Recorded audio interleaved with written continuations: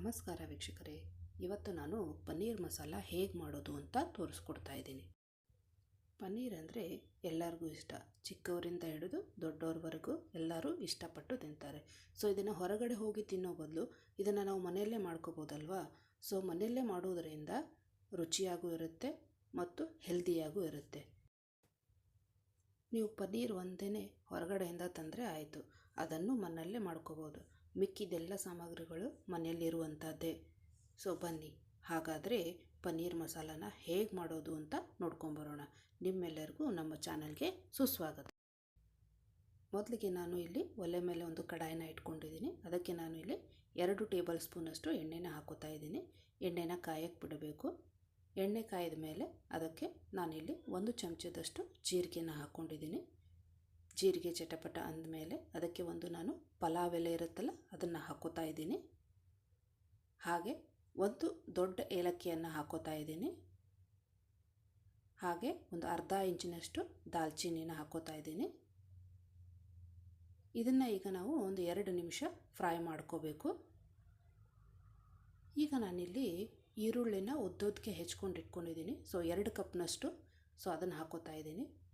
ಈಗ ಇದನ್ನು ನಾವು ಕಂದು ಬಣ್ಣ ಬರುವವರೆಗೂ ಫ್ರೈ ಮಾಡ್ಕೋಬೇಕಾಗತ್ತೆ. ನಾನು ಇದನ್ನು ಫ್ರೈ ಮಾಡೋಕ್ಕೆ ಎಣ್ಣೆನ ಬಳಸಿದ್ದೀನಿ. ನೀವು ಬೇಕಾದರೆ 1 ಟೇಬಲ್ ಸ್ಪೂನ್ ಎಣ್ಣೆ, 1 ಟೇಬಲ್ ಸ್ಪೂನ್ ತುಪ್ಪನೂ ಬಳಸ್ಬೋದು ಅಥವಾ ಬೆಣ್ಣೆನೂ ಹಾಕೋಬೋದು. ನಾನಿಲ್ಲಿ ಸಿಂಪಲ್ಲಾಗಿ ಮನೆಯಲ್ಲಿರುವಂಥದ್ದೇ ಉಪಯೋಗಿಸ್ಬಿಟ್ಟು, ಎಣ್ಣೆ ಆದರೆ ಎಲ್ಲರ ಮನೆಯಲ್ಲೂ ಇರುತ್ತಲ್ವ, ಸೊ ಅದಕ್ಕೆ ನಾನು ಎಣ್ಣೆನ ಬಳಸ್ತಾ ಇದ್ದೀನಿ. ನೀವು ಬೇಕಾದರೆ ತುಪ್ಪ, ಬೆಣ್ಣೆ ಯಾವ್ದು ಬೇಕಾದರೂ ಬಳಸ್ಬೋದು. ನೋಡಿ, ಗೋಲ್ಡನ್ ಬ್ರೌನ್ ಆಗಿದೆ ಈಗ ಈರುಳ್ಳಿ. ಇದಕ್ಕೆ ನಾನು ಒಂದು 6 ಗೋಡಂಬಿಯನ್ನು ಹಾಕ್ಕೊಂಡಿದ್ದೀನಿ. ಈಗ ಇದನ್ನು ನಾವು 3 ರಿಂದ 4 ನಿಮಿಷ ಫ್ರೈ ಮಾಡ್ಕೋಬೇಕು. ಹಾಗೆ ಇದಕ್ಕೆ ನಾನಿಲ್ಲಿ 12 ಎಸಳು ಬೆಳ್ಳುಳ್ಳಿನ ಹಾಕ್ಕೊಂಡಿದ್ದೀನಿ. ಹಾಗೆ 1 ಇಂಚಿನಷ್ಟು ಹಸಿ ಶುಂಠಿನ ಹಾಕ್ಕೊಂಡಿದ್ದೀನಿ. ಇದನ್ನು ಕೂಡ ನಾವು ಹಸಿ ವಾಸನೆ ಹೋಗಿ ಅದರದ್ದು ಬಣ್ಣ ಬದಲಾಗೋವರೆಗೂ, ಅಂದರೆ ಸ್ವಲ್ಪ ಕಂದು ಬಣ್ಣ ಬರೋವರೆಗೂ ನಾವು ಅದನ್ನು ಫ್ರೈ ಮಾಡ್ಕೋಬೇಕಾಗತ್ತೆ. ಈಗ ಇದು ಆಗಿದೆ. ಈಗ ಸ್ವಲ್ಪ ಕಲರು ಚೇಂಜ್ ಆಗಿದೆ ಮತ್ತು ಹಸಿ ವಾಸನೆಯೂ ಹೋಗಿದೆ. ಈಗ ನಾವು ಇದನ್ನು ಒಂದು ತಟ್ಟೆಗೆ ತಕ್ಕೊಂಬಿಡೋಣ. ಗ್ಯಾಸ್ ಆಫ್ ಮಾಡಿ ಇದನ್ನು ಒಂದು ತಟ್ಟೆಗೆ ಹಾಕ್ಕೊಳ್ಳೋಣ. ಈಗ ತಟ್ಟೆಗೆ ಹಾಕ್ಕೊಂಡ್ಮೇಲೆ ಅದನ್ನು ಸೈಡಿಗೆ ಎತ್ತಿಟ್ಕೊಂಡ್ಬಿಡೋಣ. ಸ್ವಲ್ಪ ಅದು ತಣ್ಣಗಾಗಬೇಕು, ಅಲ್ಲಿವರೆಗೂ ಅದನ್ನು ಸೈಡಲ್ಲಿ ಇಟ್ಕೊಳ್ಳೋಣ. ಈ ಕಡಾಯಲ್ಲಿ ಎಣ್ಣೆ ಮಿಕ್ಕಿರುತ್ತಲ್ಲ ಅದನ್ನು ಹಾಗೆ ಇಟ್ಕೊಳ್ಳಿ. ಅದನ್ನು ಮುಂದೆ ನಾವು ಮತ್ತೆ ಉಪಯೋಗಿಸ್ಕೊಳ್ಳೋಣ. ನೋಡಿ, ಈಗ ನಾವೊಂದು ತಟ್ಟೆಗೆ ತಗೊಂಡಿದ್ದೀನಿ. ಅದನ್ನ ಆರೋಕ್ಕೆ ಬಿಡೋಣ. ಈಗ ಅದು ಆರಿದ ಮೇಲೆ ನಾವು ಅದನ್ನು ಒಂದು ಮಿಕ್ಸರ್ ಜಾರ್ಗೆ ಹಾಕ್ಕೊಳ್ಳೋಣ. ಅದನ್ನು ನಾವು ಗ್ರೈಂಡ್ ಮಾಡ್ಕೋಬೇಕು ಅದಕ್ಕೆ. ಸೊ ಇದಕ್ಕೆ ನೀರನ್ನು ಏನೂ ಬಳಸಬೇಡಿ, ನಾನೇನು ಬಳಸ್ತಾ ಇಲ್ಲ. ಸೊ ಇದನ್ನು ನಾವು ತರಿಯಾಗಿ ರುಬ್ಕೋಬೇಕು. ಅದನ್ನು ಪೇಸ್ಟ್ ಮಾಡೋ ಅವಶ್ಯಕತೆ ಇಲ್ಲ. ಸೊ ನಾನಿದನ್ನು ಈಗ ತರಿಯಾಗಿ ರುಬ್ಕೊಂಬರ್ತೀನಿ. ನೋಡಿ, ತೋರಿಸ್ತೀನಿ ನಾನು ನಿಮಗೆ. ಹೀಗೆ ಇಷ್ಟ ಆದರೆ ಸಾಕು. ಈಗ ಇದನ್ನು ನಾವು ಒಂದು ತಟ್ಟೆಗೆ ಹಾಕ್ಕೊಳ್ಳೋಣ. ಈಗ ಅದೇ ಮಿಕ್ಸರ್ ಜಾರ್ಗೆ ನಾವೀಗ ಟೊಮೆಟೊನ ಹಾಕ್ಕೊಳ್ಳೋಣ. ನಾನಿಲ್ಲಿ 3 ಮೀಡಿಯಮ್ ಸೈಜ್ ಟೊಮೆಟೊ ತೊಗೊಂಡಿದ್ದೀನಿ. ಅದನ್ನು ಕಟ್ ಮಾಡ್ಕೊಂಡಿದ್ದೀನಿ. ಈಗ ನಾವು ಅದನ್ನು ಮಿಕ್ಸರ್ ಜಾರ್ಗೆ ಹಾಕ್ಕೊಳ್ಳೋಣ. ಆಮೇಲೆ ಅದನ್ನು ನಾವು ಈಗ ಇದನ್ನು ಪ್ಯೂರಿ ಮಾಡ್ಕೋಬೇಕು.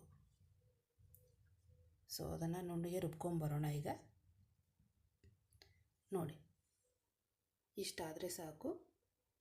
ಫುಲ್ ಪ್ಯೂರಿ ಆಗಬೇಕು. ನೋಡಿ, ಈ ರೀತಿ ಆದರೆ ಸಾಕು. ಸೊ ಈಗ ನಾವು ಅದನ್ನು ಸೈಡಲ್ಲಿ ಇಟ್ಕೊಳ್ಳೋಣ. ಇದರಲ್ಲಿ ಆಲ್ರೆಡಿ 1 ಟೇಬಲ್ ಸ್ಪೂನ್ ಎಣ್ಣೆ ಇದೆ. ಅದ್ರ ಮೊದಲೇ ಮಿಕ್ಕಿತ್ತಲ್ವ ಅದು ಎಣ್ಣೆ. ಸೊ ಈಗ ಇನ್ನೊಂದು ಟೇಬಲ್ ಸ್ಪೂನ್ ಎಣ್ಣೆನ ಹಾಕೋತಾ ಇದ್ದೀನಿ. ಇದರ ಬದಲಾಗಿ ನೀವು ತುಪ್ಪನೂ ಹಾಕೋಬೋದು. ಈಗ ಅದನ್ನು ಕಾಯೋಕ್ಕೆ ಬಿಡೋಣ.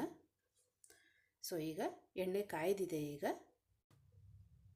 ಈಗ ಫ್ಲೇಮು ಲೋ ಮೇಲೆ ಇರಬೇಕು. ಈಗ ನಾನಿಲ್ಲಿ 1 ಚಮಚದಷ್ಟು ಖಾರ ಪುಡಿನ ಹಾಕ್ಕೊಂಡಿದ್ದೀನಿ. ಹಾಗೆ 1 ಚಮಚದಷ್ಟು ಅರಿಶಿಣ ಪುಡಿನ ಹಾಕ್ಕೊಂಡಿದ್ದೀನಿ. ಇದನ್ನು ಒಂದು ಸತಿ ಚೆನ್ನಾಗಿ ಕಲಿಸ್ಬಿಡೋಣ. ತುಂಬ ಹೊತ್ತು ಫ್ರೈ ಮಾಡ್ಕೋಬೇಡಿ, ಸುಮ್ಮನೆ ಕಲಿಸ್ಬಿಟ್ರೆ ಆಯಿತು. ಈಗ ರುಬ್ಕೊಂಡಿರ್ತೀವಲ್ಲ ಟೊಮೆಟೊ ಹಾಕಿ ಅದನ್ನು ಹಾಕ್ಕೊಳ್ಳೋಣ. ಟೊಮೆಟೊ ಪ್ಯೂರಿನ ಹಾಕೋತಾ ಇದ್ದೀನಿ ನಾನೀಗ. ನೋಡಿ, ಹಾಕ್ಕೊಂಡಿದ್ದಾಗಿದೆ. ಈಗ ಇದನ್ನು ಚೆನ್ನಾಗಿ ನಾವು ಕಲಿಸ್ಕೋಬೇಕು.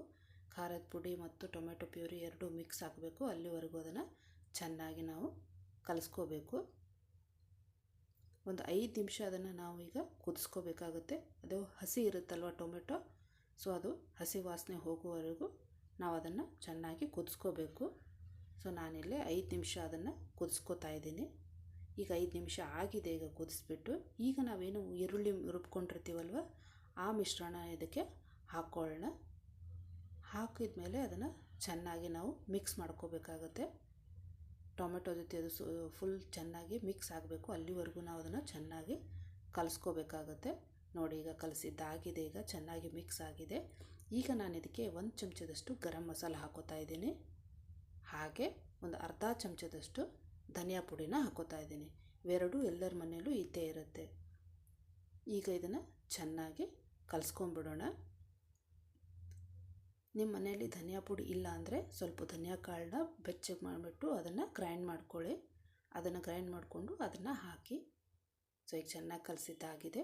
ಈಗ ಇದನ್ನು ನಾವು ಒಂದು ಲಿಡ್ನಿಂದ ಕ್ಲೋಸ್ ಮಾಡಿ ಒಂದು 5 ನಿಮಿಷ ಅದನ್ನು ಚೆನ್ನಾಗಿ ನಾವು ಅದನ್ನು ಕುದಿಸ್ಕೋಬೇಕು.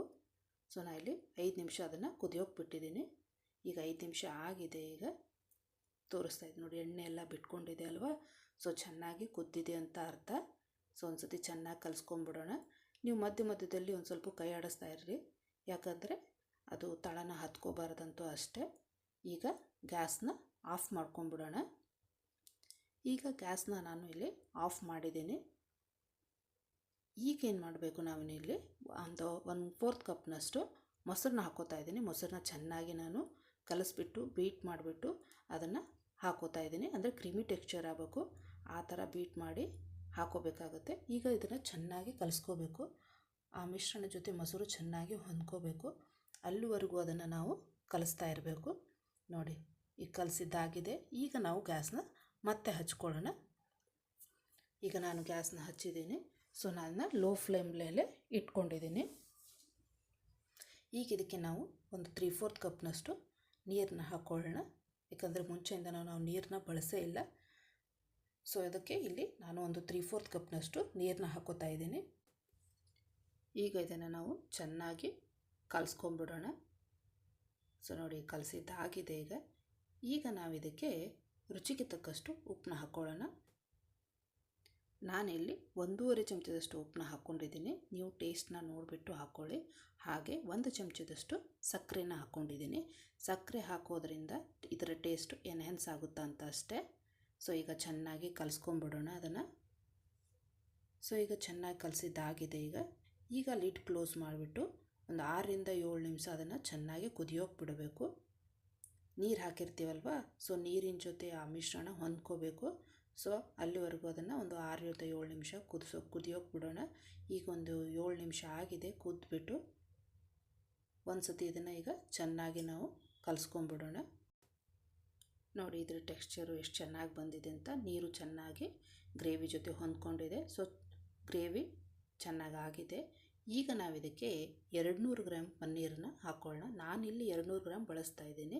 ಸೊ ಅದನ್ನು ನಾನು ಚಿಕ್ಕದಾಗಿ ಕಟ್ ಮಾಡ್ಕೊಂಡಿದ್ದೀನಿ. ಸೊ ಈಗ ನಾವಿಲ್ಲಿ ಪನ್ನೀರನ್ನ ಹಾಕೋತಾ ಹೋಗೋಣ. ಪನ್ನೀರ್ನ ಕ್ವಾಂಟಿಟಿ ನೀವು ನೋಡಿಬಿಟ್ಟು ಹಾಕ್ಕೊಳ್ಳಿ. ನಾನಿಲ್ಲಿ 200 ಗ್ರಾಮ್ನಷ್ಟು ಪನ್ನೀರನ್ನ ಬಳಸ್ತಾ ಇದ್ದೀನಿ. ಸೊ ನೋಡಿ ಎಲ್ಲ ಪನ್ನೀರನ್ನ ಹಾಕ್ಕೊಂಡಿದ್ದಾಗಿದೆ. ಈಗ ನಾನಿಲ್ಲಿ 2 ಹಸಿರು ಮೆಣಸಿನಕಾಯಿನ ಮಧ್ಯದಲ್ಲಿ ಸೀಳ್ಬಿಟ್ಟು ಹಾಕೋತಾ ಇದ್ದೀನಿ. ಇದರಿಂದ ಟೇಸ್ಟು ಸಖತ್ತಾಗಿ ಬರುತ್ತೆ ವೀಕ್ಷಕರೇ. ಒಮ್ಮೆ ಈ ರೀತಿ ಮಾಡಿ ನೋಡಿ. ಈಗ ನಾವು ಇದನ್ನು ಚೆನ್ನಾಗಿ ಕಲಿಸ್ಕೊಂಡ್ಬಿಡೋಣ. ಸ್ವಲ್ಪ ನಿಧಾನವಾಗಿ ಕಲಿಸಿ, ಯಾಕಂದರೆ ಪನ್ನೀರ್ ಇರುತ್ತಲ್ವ. ಸೊ ಅದಕ್ಕೋಸ್ಕರ ಸ್ವಲ್ಪ ನಿಧಾನ ಕಲಿಸಿ. ಈಗ ಅದರ ಮೇಲೆ ಲಿಡ್ ಕ್ಲೋಸ್ ಮಾಡಿಬಿಟ್ಟು ನಾವು ಒಂದು 5 ನಿಮಿಷ ಕುದಿಸ್ಕೊಳ್ಳೋಣ. ಈಗ ಕುದಿಯೋಕೆ ಬಿಟ್ಟು 5 ನಿಮಿಷ ಆಗಿದೆ. ಈಗ ನಾವು ಇದನ್ನು ಚೆನ್ನಾಗಿ ಕಲಿಸ್ಕೊಂಡ್ಬಿಡೋಣ. ಸೊ ಪನ್ನೀರ್ ಹಾಕಿದ ಮೇಲೆ ತುಂಬ ಹೊತ್ತೇನು ಕುದಿಸೋದು ಬೇಡ. ಸೊ ಒಂದು 5 ನಿಮಿಷ ಕುದಿಸಿದ್ರೆ ಸಾಕು. ಸೊ ನೋಡಿ ಈಗ ಚೆನ್ನಾಗಿ ಕಲಿಸ್ಕೊಂಡಿದ್ದಾಗಿದೆ.